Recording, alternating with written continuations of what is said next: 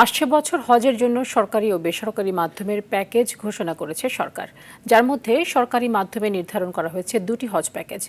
এর মধ্যে সাশ্রয়ী প্যাকেজের সর্বনিম্ন খরচ ধরা হয়েছে ৫,০৫,৬৪৮ টাকা। অন্যদিকে উন্নত সুবিধার প্যাকেজের খরচ নির্ধারণ করা হয়েছে ৬,১৫,২৬৩ টাকা। এবার বিমান ভাড়া কমানো হলেও বেড়েছে হজ প্যাকেজের খরচ। বিস্তারিত বিলাল হোসেনের রিপোর্টে জানাচ্ছেন আসিফ হাসান। বিগত আওয়ামী লীগ সরকারের সময় হজ প্যাকেজের খরচ অতিরিক্ত বেড়ে যাওয়ায় সৌদি আরব থেকে দেওয়া নির্ধারিত হজ যাত্রীদের কোটা পূরণে ব্যর্থ হয় বাংলাদেশ। ফলে তখন থেকেই খরচ কমানোর দাবি জানিয়ে আসছিল হজ যাত্রীরা। বর্তমান সরকার খরচ কমানোর উদ্যোগ নেয়। মঙ্গলবার সচিবালয়ে ২০২৭ সালের হজ প্যাকেজ ঘোষণা করেন ধর্মমন্ত্রী। জানান, সরকারিভাবে হজ প্যাকেজের খরচ ধরা হয়েছে ৬,১৫,২৬৩ টাকা, আর সাশ্রয়ী প্যাকেজে এই খরচ ৫,০৫,৬৪৮ টাকা।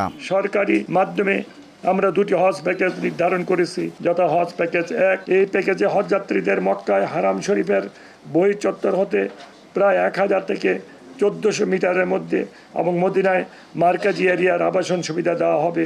এই প্যাকেজ খরচ ধরা হয়েছে ৬,১৫,২৬৩ টাকা। হজ প্যাকেজ ২, এই প্যাকেজের খরচ ধরা হয়েছে ৫,০৫,৬৪৮ টাকা। ধর্মমন্ত্রী বলেন, বিমান ভাড়া ১৪,০০০ টাকা কমিয়ে ১,৩০,০০০ টাকা নির্ধারণ করা হয়েছে। এই বছর মাননীয় প্রধানমন্ত্রী প্রচেষ্টা বিমান ভাড়া গত বছরের চেয়ে ২৪,৮৩০ টাকা কমানো হয়েছে। মানে এখন ভাড়া নির্ধারিত হয়েছে ১,৩০,০০০ টাকা। ইউএস বাংলা এয়ারলাইন্স হজ যাত্রী বহনে ৫৮,০০০ টাকা অফার করলে বিমানে কেন ১,৩০,০০০ টাকা? এমন প্রশ্নে মন্ত্রী বলেন, ইউএস বাংলা যে ভাড়াটা বলছে এটা সম্ভব, আমি এটাকে বলবো না যে অসম্ভব না, কিন্তু কথাটা হলো বিমানের যে মাথাবাড়ি প্রশাসন, ইউএস বাংলার কিন্তু সেই মাথাবাড়ি প্রশাসন নয়। সৌদি সরকারের কিছু খরচ নতুন করে প্যাকেজে যোগ হওয়ায় সার্বিক খরচ বেড়েছে বলে জানান ধর্মমন্ত্রী। সৌদি হজ উমরা মন্ত্রণালয় জাতি হাজিদের সেবা, আবাসন ও ব্যবস্থাপনা উন্নয়নে বেশ কিছু পরিবর্তন এনেছে।